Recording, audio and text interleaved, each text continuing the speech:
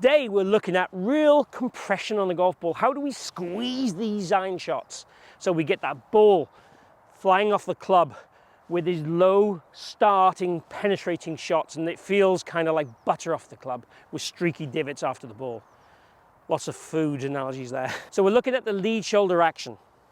So what we're looking at today is in transition, can we get the hips to move laterally, the lead shoulder to work down and forward, and then widen as it goes through the golf ball.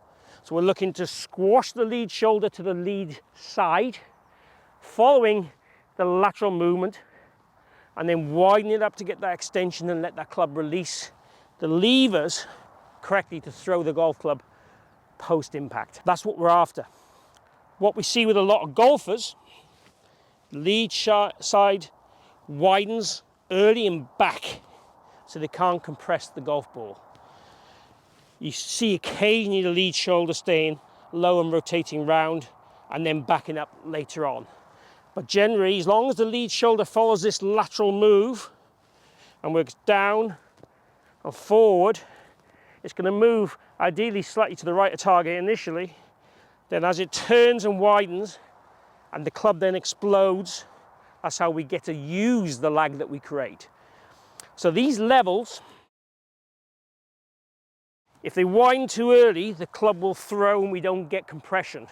If these levels stay compressed and forward, then the right arm stays more bent, the right wrist stays more bent back, and then we learn to use that lag and then widen it at the right time to get into that extension. What I'd say you work on first initially is feeling from a half backswing, move laterally and squeeze the shoulder.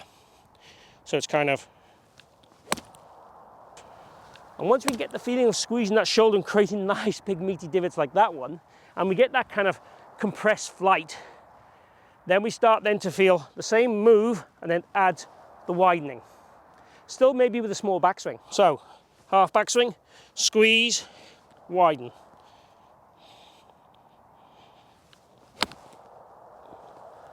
Oh, again, that was great.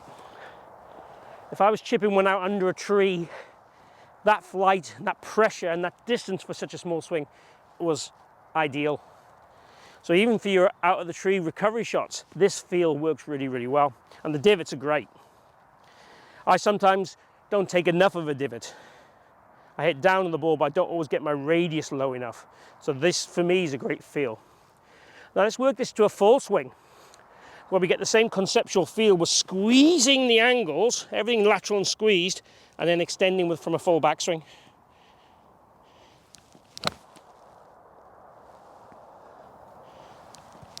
Again, beautiful, beautiful pressure, and the longest shot I've hit today by a long way. So really got there, the loft compressed at contact. So really, because I'm losing the shoulder levels better, I'm getting the golf club to behave more like this.